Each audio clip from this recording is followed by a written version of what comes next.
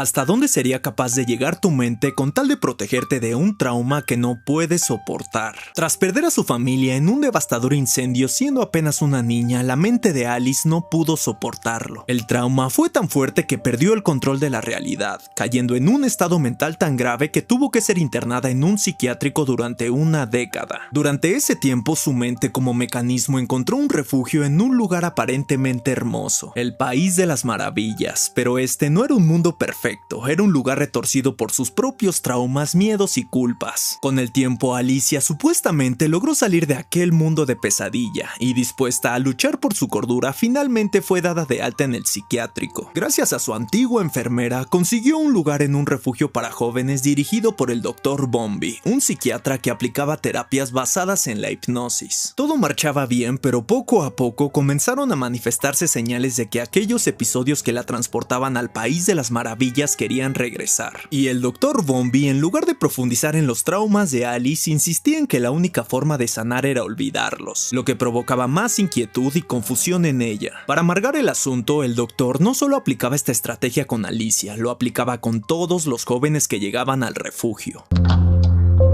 Ahora me toca a mí olvidar, Alice. Y una vez que Alice termina su terapia con el doctor, empieza el gameplay. Lo primero que podemos notar es la amarga convivencia que Alicia tiene con la mayoría de los niños. Esto por el trato cercano que tiene con el Dr. Bombi, ya que además de vivir en el refugio, Alicia trabaja ahí como nana y recadera ayudando a cuidar a los huérfanos. Y estos no tardaron en desarrollar un evidente resentimiento hacia ella, haciendo comentarios de su pasado en el psiquiátrico, su convivencia con Bombi e incluso sobre el incendio en el que perdió a su familia.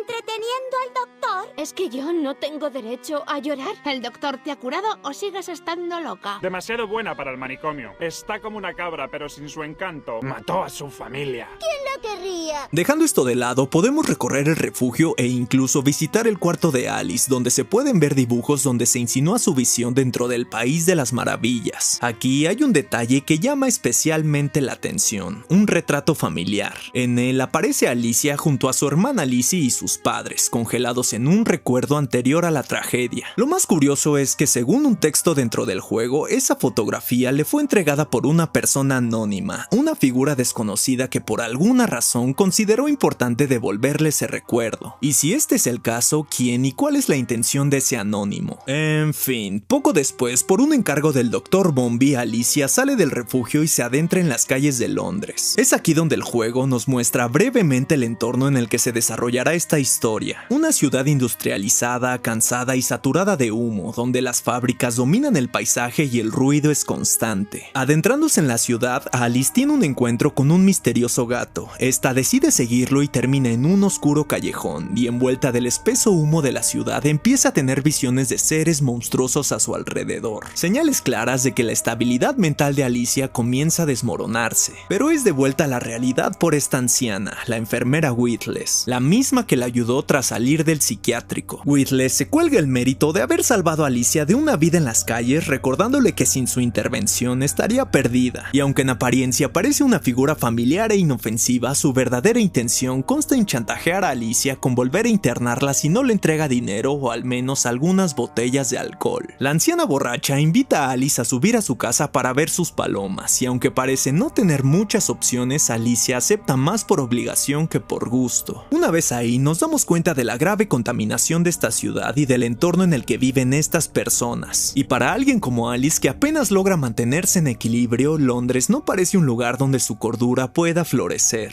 Esta le pregunta a la anciana si la va a devolver al psiquiátrico, pero ella responde que no puede prometer nada. De inmediato, la figura de Witless adquiere la misma monstruosidad que aquellas visiones que las echaron en el callejón, y con esta alucinación, Alicia finalmente es empujada al País de las Maravillas. Lo que ella podría estar experimentando es un episodio de disociación con elementos psicóticos, una condición en la que la mente comienza a perder el juicio de lo que es real y lo que no. En este estado, los recuerdos, los miedos y las fantasías se mezclan con la percepción hasta que todo se vuelve indistinguible. A esto se le suma el hecho de que Alicia sufre demencia, algo mencionado en las notas del Dr. Wilson, el encargado del tratamiento de Alicia en el psiquiátrico, un personaje que veremos más adelante. Una vez que Alice aterriza en el País de las Maravillas, viste su llamativo vestido vestido azul y es recibida por un viejo amigo, el gato de Cheshire. Su aparición llama la atención, pero en este mundo nada parece seguir las reglas de la realidad. Con su sonrisa torcida y su tono enigmático le advierte que algo anda mal. Una nueva amenaza ha comenzado a corromper el país de las maravillas y esta vez no hay tiempo que perder. Como vemos en esta parte de la mente de Alicia, todo tiene un tono mucho más cálido. El entorno es un inmenso bosque lleno de ríos, flora abundante, fauna imposible y juegos de mesa regados por todos lados. Un contraste absoluto con el Londres gris y hostil en el que vive. A medida que avanzamos encontramos los primeros coleccionables del juego, los recuerdos de Alicia. Fragmentos mentales que nos permiten reconstruir su pasado junto con ella, ya que debido al trauma ni siquiera recuerda muchas cosas con claridad. Este fenómeno no es exclusivo de la ficción. En la vida real se conoce como amnesia disociativa, una condición en la que la mente bloquea ciertos recuerdos relacionados con eventos traumáticos como mecanismo de defensa.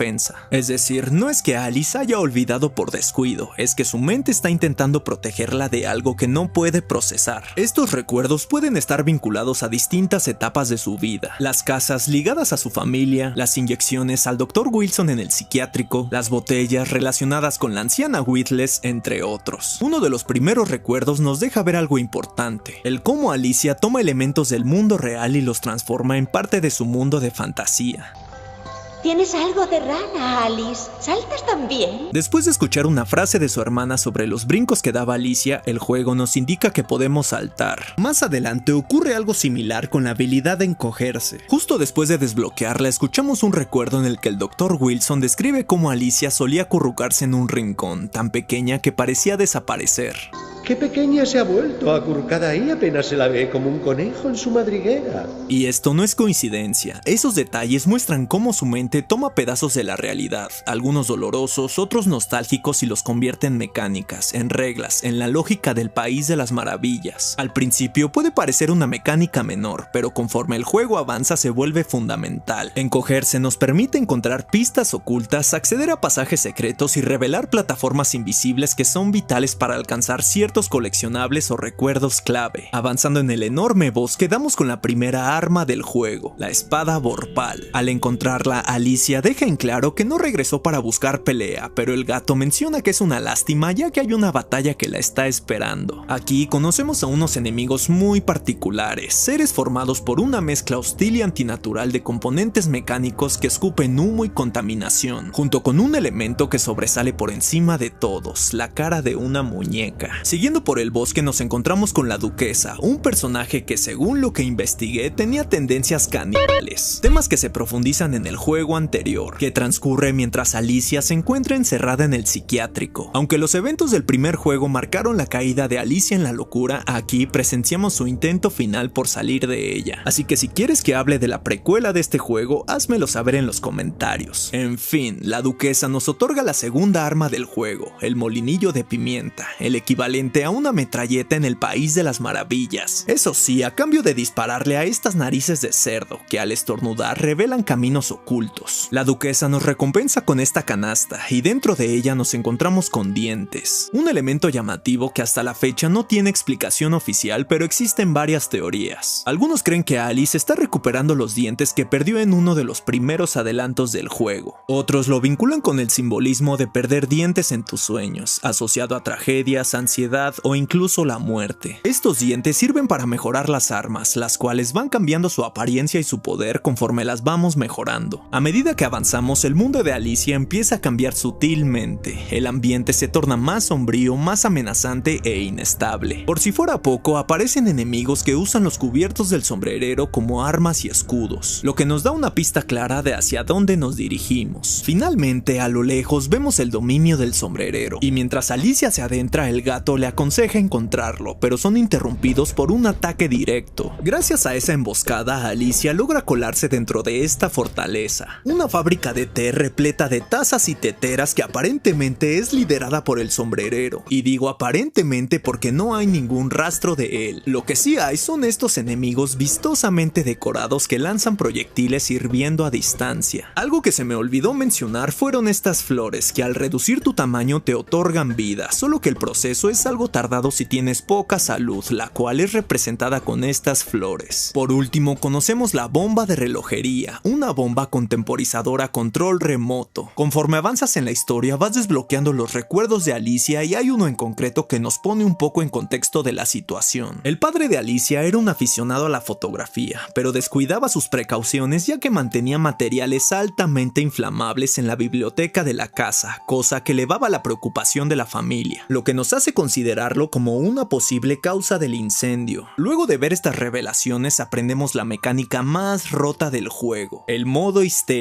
Este vuelve a Alice invulnerable a cualquier golpe, además de volver mortal cualquiera de sus ataques, terminando así muy fácilmente con cualquier enemigo. Pero si nos ponemos a pensar, esto es en la mente de Alicia. En la realidad lo más probable es que sí esté sufriendo ataques histéricos como se nos hace saber en las notas del Dr. Wilson, lo cual es muy triste de pensar. Al adentrarnos en lo más profundo de la fábrica, finalmente encontramos al sombrerero hecho pedazos, literalmente. Alice logra construir parte de su cuerpo, pero aún le faltan los brazos y las piernas. Medio completo, el sombrerero menciona una amenaza que está devastando al país de las maravillas, el tren infernal, al que parece guardar un profundo rencor. Sin embargo, se niega a compartir más información hasta que Alicia le devuelva sus extremidades. Una vez que nos encaminamos a recuperar los brazos y piernas del sombrerero, nos encontramos con este paraguas, el cual servirá para desviar y devolver el fuego enemigo. Como con esta intimidante criatura, una versión más fuerte y peligrosa que la anterior, solo que esta vez cuenta con la cara de 3 muñecas junto con brazos de porcelana. Los causantes de que el sombrerero perdiera sus extremidades son la liebre y el lirón, criaturas consecuencia de experimentos que él mismo realizaba, así que hartos de su control, ambos se rebelaron y tomaron el mando de la fábrica. Incluso dentro de esta se pueden ver carteles de su nuevo régimen. A lo largo del capítulo nos enfrentamos a ellos y aunque logran escapar, logramos recuperar las extremidades del sombrerero. Una vez que su cuerpo vuelve a estar completo, Alicia le exige respuestas sobre el tren infernal, pero él simplemente la ignora y la lleva al exterior de la fábrica. Ahí por fin vemos al tren del que tanto hablaba, una bestia mecánica que atraviesa su mundo con violencia y destrucción. Además de enterarnos que la creación de este es responsabilidad de la liebre y el lirón, pero en este plan maligno se siente como si ellos fueran unos simples peones de una mente más poderosa, y en un movimiento inesperado capturan al sombrerero. Luego de esto amenazan con terminar con Alicia utilizando una de sus más grandes creaciones, un robot gigante, pero el sombrerero, quien pudo librarse, deja caer una tetera sobre el robot, terminando con sus vidas al instante. Este cae en un estado de locura e intenta hablar con los animales con los que alguna vez experimentó, pero todo es en vano. Alicia intenta entablar una conversación con él mencionando que tiene que ayudarla, sus recuerdos están rotos y de alguna manera ese tren es el causante, pero el sombrerero, por el estado en el que se encuentra, la ignora, mientras la fábrica se cae a pedazos hundiéndolos en litros y litros de té. Alicia regresa a la realidad y esta de alguna manera terminó en el río, siendo rescatada por 2 pescadores, pero se aleja de ellos al ver que tenían la intención de aprovecharse de ella. Una vez a salvo, Alice reconoce el muelle en el que se encuentra y se dirige al burdel cercano para hablar con la dueña, Nanny Sharp, quien en el pasado fue su niñera, pero ahora se gana la vida vendiendo su cuerpo. En su búsqueda por Nanny, Alice se topa con una escena desesperante. Un proxeneta conocido por su violencia llamado Jack la tiene acorralada. Alicia intenta intervenir, pero recibe un golpe que la deja inconsciente, mientras Jack le prende fuego al burdel, y en medio del humo y el caos su mente vuelve a romperse, volviendo así al país de las maravillas. Esta vez Alicia aterriza en Tundralandia, un paisaje gélido cubierto de hielo y con una estética tan surrealista como interesante. En lo alto, una luna fumadora exhala auroras boreales en lugar de humo, y debajo de ella un barco atrapado dentro de una botella se convierte en nuestro próximo objetivo. Sin duda, uno de los muchos escenarios llamativos del juego. Adentrándonos en el frío de este escenario encontramos la siguiente arma del juego, un caballo de juguete con el que podemos hacer ataques pesados. Su fuerza es tal que podemos romper la guardia de varios enemigos y resulta especialmente útil para lidiar con los castrosos peces que se esconden en el hielo. Alice logra alcanzar la misteriosa botella antes de ser atrapada por los tiburones de madera que acechan la zona. Ahí se encuentra con la falsa tortuga, ahora convertida en el capitán de ese barco atrapado, pero no hay tiempo para charlas, ambos deben huir rápidamente dejando atrás la superficie para adentrarse en las profundidades del océano. Y aquí tenemos un gameplay que no esperaría de este juego, donde controlamos el barco y disparamos con cañones a los tiburones que van apareciendo, además de lidiar con cangrejos gigantes que también atacan con cañones. Inesperado pero entretenido. entretenido. Volviendo a la historia, el dúo escapa de los tiburones pero a un alto costo. La nave de la falsa tortuga ha quedado completamente destruida. Esto la deja con un ánimo pesimista, ya que antes de convertirse en capitán y perderlo todo, trabajaba en la estación del ferrocarril del espejo, una zona que incluso podemos recorrer en el juego. Alice, intentando encontrar respuestas, le pregunta sobre el tren infernal y lo que está causando. La tortuga menciona que los niveles de corrupción han aumentado y que en realidad deberían sentirse afortunados por estar en las profundidades lejos del caos de la superficie. Pero Alicia no quiere huir del problema, ella quiere enfrentarlo. Sin embargo, la tortuga, con una actitud evasiva, logra convencerla de no pensar en eso por ahora y en su lugar asistir a un espectáculo organizado por el carpintero. Alicia continúa su descenso por el océano rodeada de criaturas marinas tan extrañas como peligrosas. Este escenario quizá está influenciado por las fotografías de su padre. Me encanta que te gusten mis criaturas marinas, Alice. La fotografía es una especie de imitación. Un gran pintor captura el verdadero parecido. La cámara ayuda a un aficionado a acercarse a conseguirlo. Otro coleccionable que se introduce a partir de este capítulo son las caracolas. Cada una representa una prueba. Pueden ser combates con objetivos específicos o acertijos planteados por el gato de Cheshire. Al completar 4 pruebas, Alicia recibe como recompensa una rosa adicional, lo que incrementa su salud máxima. Siguiendo en su búsqueda, se encuentra con un pequeño pueblo lleno de vida construido con restos de barcos naufragados, posiblemente obra del mismísimo carpintero, quien incluso tiene una estatua en el centro del lugar. Indagando más en el pueblo, encontramos el teatro donde por fin localizamos al carpintero, quien al parecer organiza espectáculos junto con una morsa que forma parte de su elenco. Alicia no duda en pedirle ayuda al carpintero, informándole sobre el tren que está destruyendo al país de las maravillas. Él accede, aunque no de forma desinteresada. A cambio, le pide a Alicia que le ayude a montar su espectáculo, y para ello necesita 3 elementos clave: un escritor que se encargue del libreto, que en este caso es un pulpo alcohólico, una compositora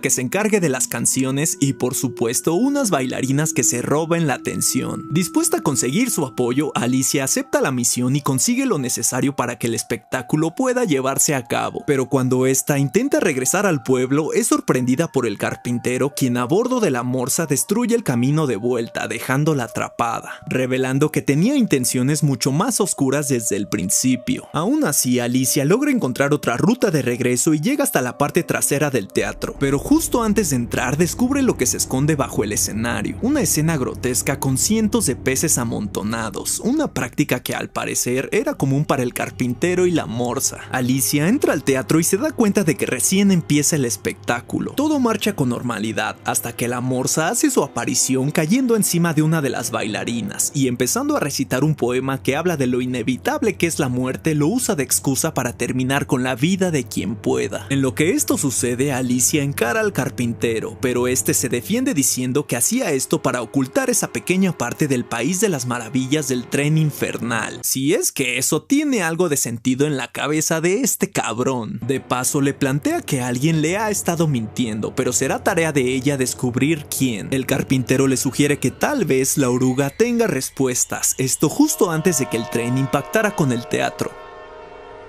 De regreso a la realidad, Alicia se encuentra con Nani, quien logró salvarla del fuego, ahora viajando a bordo de una carroza que se aleja lentamente del burdel en llamas. Durante el trayecto, Alicia, cada vez más agobiada por los fragmentos rotos de su mente, le exige respuestas sobre lo ocurrido el día del incendio. Pero Nani, visiblemente harta del tema, le dice que es momento de dejar el pasado atrás. Solo que antes de cerrar esta conversación, le sugiere que si todavía está buscando respuestas, debería hablar con Radcliffe, recordándole que fue él quien robó su conejo. Radcliffe fue el abogado de la familia de Alice antes del incendio. Durante un tiempo mantuvo cierto interés en ella, ya que al ser la única sobreviviente era la heredera legítima del patrimonio familiar. Sin embargo, a medida que pasaron los años y Alicia permanecía internada en el psiquiátrico, ese interés fue desvaneciéndose poco a poco, incluso llegando a teorizar de que Alicia pudo haber sido la intérprete del incendio, cosa de la cual no tenía ninguna evidencia. Nani estaciona la carroza cerca de la casa de Radcliffe. Alicia toca la puerta y le permiten la entrada. Como podemos ver, la casa tiene muchas decoraciones y objetos orientales con los cuales parece estar obsesionado el abogado, el cual encontramos en la parte superior de su casa. Alicia no lo piensa y lo acusa directamente de haber robado su conejo, algo que él niega rotundamente, alegando que ella lo dejó olvidado en el psiquiátrico. Para que te des una idea de cómo es este sujeto, escucharemos algunos de los recuerdos que Alicia tiene sobre él. Muy raro, quizá inusual, incluso extraordinario, pero casi nada es único a Alice. La tuya no era la primera casa de ladrillo que consume un incendio.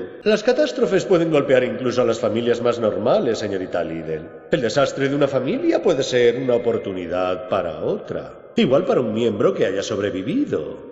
No sé si me explico.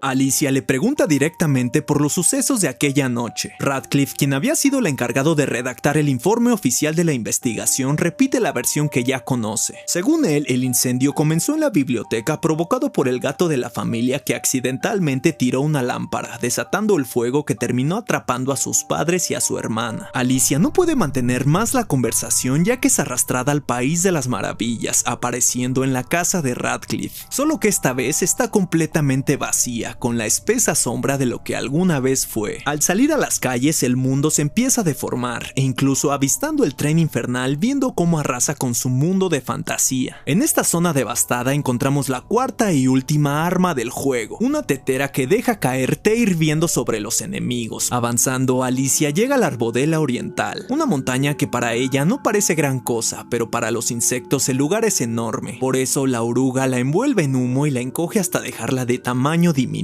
Desde la base de la montaña, Alicia comienza su ascenso para encontrarse con la oruga. En el camino se entera que los aldeanos, hormigas que veneran a la oruga, están siendo perturbadas por avispas samurái, criaturas violentas que los cazan sin piedad. Y aunque esperaban ser salvados por la oruga, es Alicia quien se convierte en su inesperada heroína al acabar con las avispas durante su ascenso. El nivel entero está lleno de referencias orientales como su arquitectura, abanicos, jarrones y estatuas. Esto quizá influenciado por haber visitado la casa de Radcliffe antes de regresar al país de las maravillas. Mientras avanza, Alicia recupera otro recuerdo de la noche del incendio. Esta vez recuerda con claridad que su gato estaba dentro de su habitación y que la lámpara que supuestamente provocó el fuego estaba en el pasillo, no en la biblioteca. Esto no solo contradice la versión de Radcliffe, sino que también descarta la idea de que su padre haya sido el responsable del incendio. Tras superar las pruebas de una hormiga anciana y abrirse paso entre bastantes enemigos, Alicia llega a la cima, donde se encuentra con una réplica de la oruga. Y esto no es una casualidad, es la forma de la oruga de comunicarle a Alicia el cómo ella prefiere vivir en una mentira que afrontar la realidad, además de dejar que las personas le digan lo que es real y lo que no. Dirigiéndose a ver la verdadera forma de la oruga, Alicia, agobiada por el caos que azota al país de las maravillas, comienza a dudar de sí misma. ¿Cómo podría sanar su mundo si ni siquiera puede sanar su propia mente? Alicia logra ver a la verdadera oruga y mientras todo el templo está a punto de colapsar, le aconseja encontrar a la reina de corazones. Y luego de esto, la oruga logra florecer como una mariposa. Una vez más, Alicia regresa a la realidad, pero esta vez se encuentra en la cárcel, esto por un ataque de histeria ya que se encontraba maldiciendo insectos y al ferrocarril de la ciudad. Esto no representó una amenaza para los demás, pero sí para ella misma, por lo que la tuvieron que encerrar. Pero una vez que vieron que se encontraba en un mejor estado, la dejaron libre. En cuanto pone un pie fuera de la cárcel, la luz la deslumbra haciendo que regrese una vez más a su lugar deseado. Alicia llega a un lugar en lo alto del país de las maravillas, un espacio suspendido entre las nubes, donde el suelo está hecho de naipes gigantes flotando en el aire, y a lo lejos castillos enteros construidos con cartas. Adentrándonos en el territorio de la Reina Roja, nos encontramos con estos conocidos enemigos, cartas humanoides con cara de calavera que si no acabas de destruir resucitan, lo que puede ser inconveniente si hay más enemigos alrededor. Alicia llega a la entrada del palacio, pero su camino es bloqueado por el derrotado Rey Blanco. Él explica que la reina tomó el control absoluto y lo dejó atrapado en ese lugar, y la única forma de seguir adelante es destruyéndolo. Pero antes de que Alicia lo hiciera, el rey le advierte sobre una gran amenaza, el verdugo, una enorme criatura con la que estaremos lidiando a lo largo de todo el capítulo, escapando de él y terminando en zonas repletas de enemigos y acertijos por resolver. Es en alguna de estas zonas del palacio que Alicia desbloquea uno de los recuerdos más importantes en su búsqueda de la verdad. Resulta que su hermana mayor no murió a causa del incendio como siempre se lo hicieron creer. Alguien la asesinó para después prenderle fuego a la casa y así no hubiera evidencia. Y aunque esta revelación arrojaba nueva luz sobre la tragedia, la identidad del verdadero culpable seguía siendo un misterio. Por los jardines del dominio de la reina, Alicia encontró un pastel, algo que disfrutaba bastante en el mundo real. Sin pensarlo dos veces, toma un bocado y de inmediato comienza a crecer hasta alcanzar un tamaño descomunal. Y ahora, convertida en una gigante, no tuvo dificultad en aplastar al verdugo con un solo paso, poniendo fin a su amenaza. Alicia aprovecha su tamaño para aplastar a las tropas de la reina y causar un daño considerable al palacio. Una vez que vuelve a su tamaño normal, se adentra hacia el centro del lugar, donde la recibe una boca grotesca. Una estructura que mezcla la arquitectura del palacio con tejidos orgánicos, cada vez más similares al interior de un cuerpo humano. Dentro de ese lugar, Alicia finalmente se encuentra cara a cara con la reina. Ella le revela que el tren infernal no solo está destruyendo al país de las maravillas, sino que también está destruyendo su pasado y sus recuerdos, especialmente los relacionados con el incendio. Según la reina, hay alguien que se beneficia de mantener a Alicia atrapada en la locura, lejos de la verdad.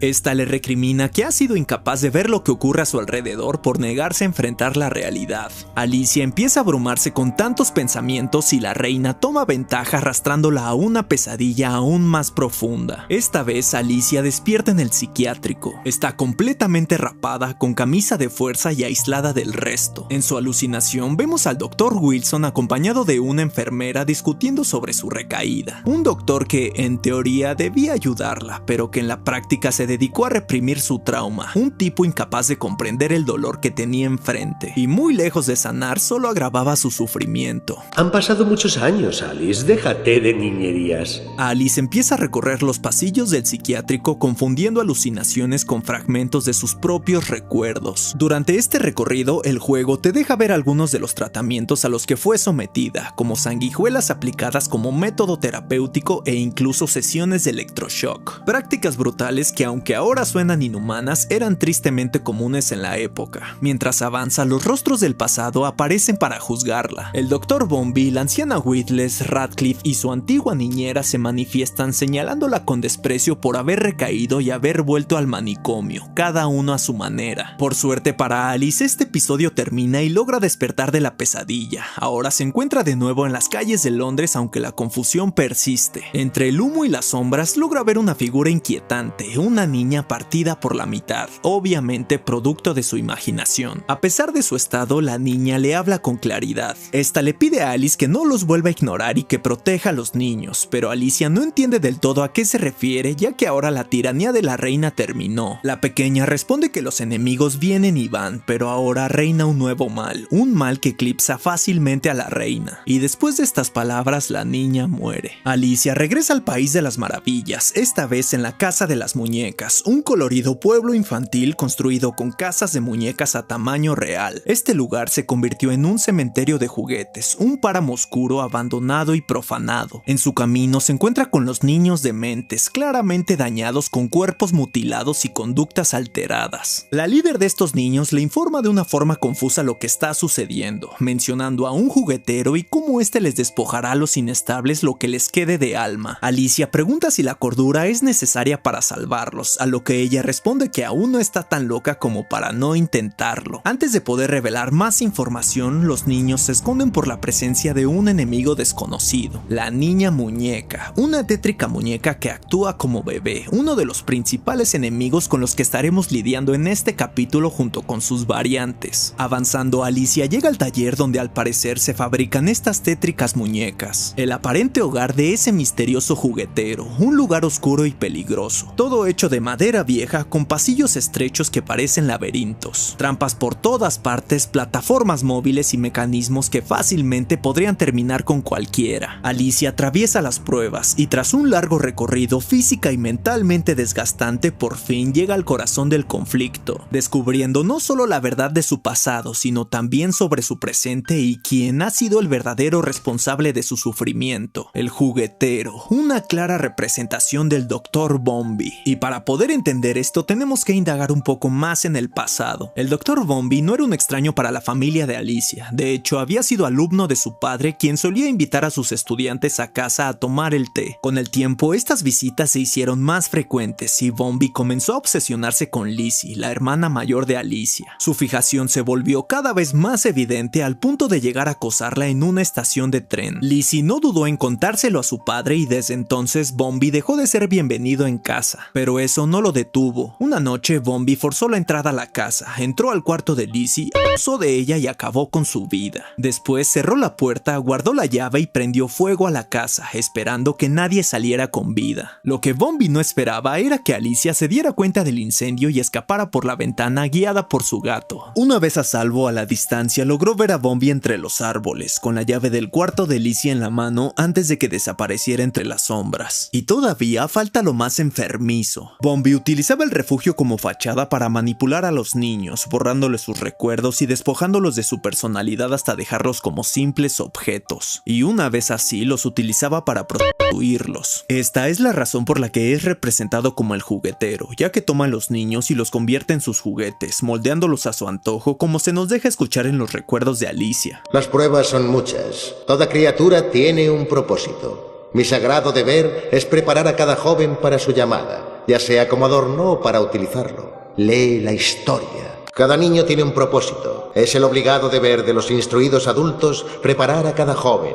para su llamada. Rehacer niños, crearlos, destruirlos, remodelarlos, enseñarles lo nuevo, que olviden lo viejo. Es por esto que a lo largo del juego varios personajes tratan de abrirle los ojos a Alicia, de hacerle ver cómo ha estado evadiendo la realidad. Algo perturbador es que las señales siempre estuvieron ahí, incluso el primer enemigo al que nos enfrentamos ya tenía el rostro de una muñeca, como si desde el inicio se nos advirtiera que el verdadero horror no estaba oculto, solo ignorado. Y quizá esta también sea la razón por la que los niños del refugio odiaban a Alicia. No por envidia ni celos, sino porque a sus ojos Alicia era una cómplice silenciosa de todo lo que estaba ocurriendo.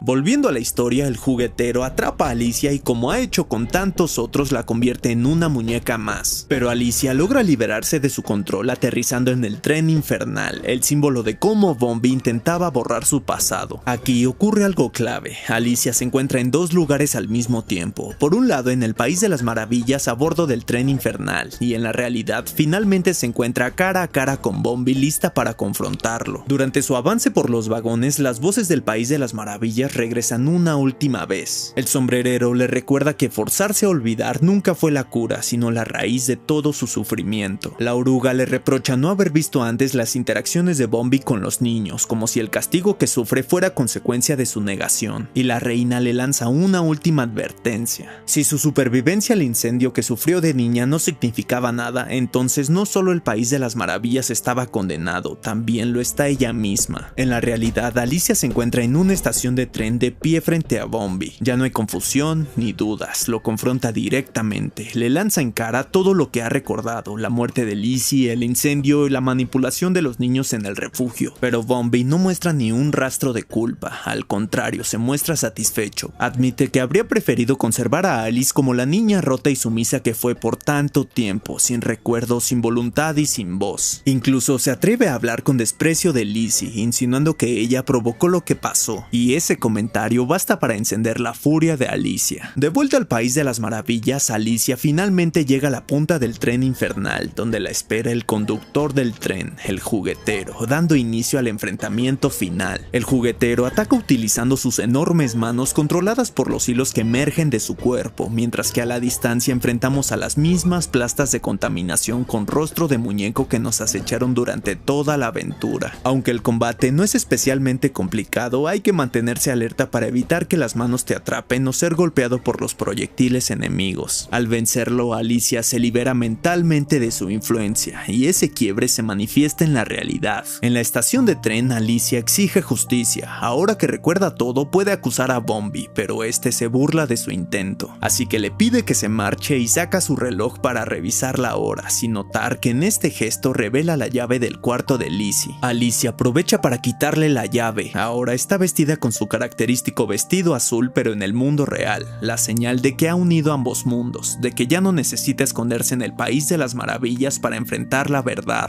Alice sabe que Bombi nunca será juzgado por un sistema que lo protege, así que decide tomar justicia por su propia mano. Al salir de la estación, Alicia se encuentra con un Londres distinto, lleno de colores y vida. Su mundo de fantasía por fin se ha fusionado con la realidad. Oh, Alice, no podemos volver a casa. No me extraña, de verdad. Solo unos pocos encuentran el camino y casi ninguno lo reconoce cuando lo encuentra. Las falsas ilusiones mueren por completo. Solo los bárbaros consideran que la resistencia al dolor merece algo la pena. Conviene olvidar el dolor. Recordarlo es angustioso. Pero recuperar la verdad merece ese sufrimiento. Y nuestro país de las maravillas, aunque deteriorado, está a salvo en nuestra memoria. Por ahora.